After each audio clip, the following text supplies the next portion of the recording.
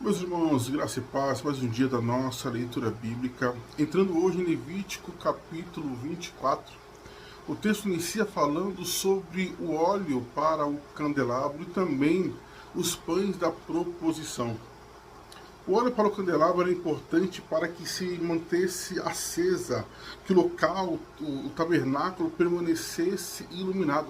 Isso mostra a luz de Deus no meio do seu povo. Em João capítulo 1, João escreve que João Batista não era luz, mas veio falar acerca da luz que os homens rejeitaram, mas essa era a luz que iluminaria todos. E a nossa luz, de fato, é Jesus. O pão representava que Deus sustentava ou sustentou o seu povo de Israel enquanto permaneciam diante da sua presença. Em João 6, Jesus vai dizer que ele é o pão vivo que desceu do céu. Então, nós temos já em Levítico capítulo 24, Jesus sendo manifestado através da luz e também através dos pães da proposição. O texto ainda vai nos narrar algo bastante triste no meio do povo, em que o filho de uma hebreia com um egípcio acaba brigando com outro judeu. O texto diz que ele blasfema contra o Senhor e, de acordo com a lei, ele deveria ser exterminado do meio do povo. O grande ensino sobre isso é o que diz a palavra de Deus, que não devemos agir pela nossa ira. Jesus falou sobre isso, que aquele que se ira contra o seu irmão já comete assassinato. É terrível, o sentimento é ruim. O salmista vai dizer: irai-vos e não pequeis. Ou seja, se formos conduzidos à luz dos nossos sentimentos, à luz das nossas intenções mais íntimas, pode nos levar a um abismo muito grande. Entrando então no livro de Mateus, capítulo 22, o texto vai continuar, melhor dizendo, o mesmo ensino que Jesus havia falado no capítulo anterior, que era um contraponto ao que os líderes, ao que os sacerdotes de fato acreditavam. E Jesus propõe uma parábola do banquete, de um grande banquete, em que o servo foi ali chamar todos os amigos do dono da casa para virem banquetear, e cada um inventou uma desculpa e não foi. Ele voltou para o seu senhor e disse: olha, ninguém quis vir. Ele diz: então continue, vá aos valados, vai aos rejeitados do povo, convide eles para esse grande banquete. E todos foram. Com isso, então, nos é ensinado que aos simples, aos humildes, de fato a revelação é plena.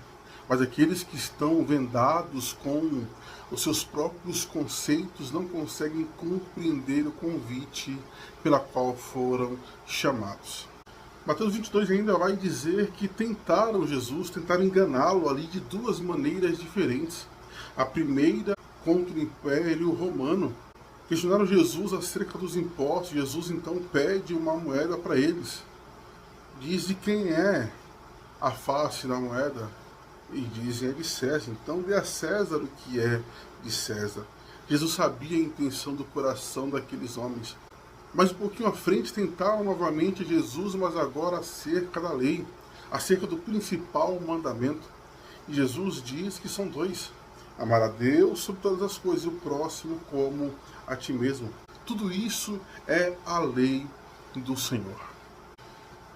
Partindo para o capítulo 23, Jesus vai falar acerca dos fariseus, e as críticas a esses homens são extensas demais. O Senhor inicia colocando 3 pontos que os fariseus erravam. Eles tinham um falso conceito acerca da justiça. Eles exigiam daqueles, ou ensinavam acerca da justiça, mas eles mesmos não praticavam. O segundo ponto é que eles tinham uma falsa ideia acerca do ministério. Na verdade, eles eram apenas opressores e nunca servos. O terceiro ponto era um falso senso de grandeza. Eles achavam que ser grande era ter status, era ter pessoas ao seu dispor, ouvindo as suas palavras. A atitude desses homens era justamente o contrário ao que Jesus ensinou em Mateus capítulo 5, sobre ser manso, sobre ser humilde, sobre ser servo, sobre entender a sua condição pecaminosa.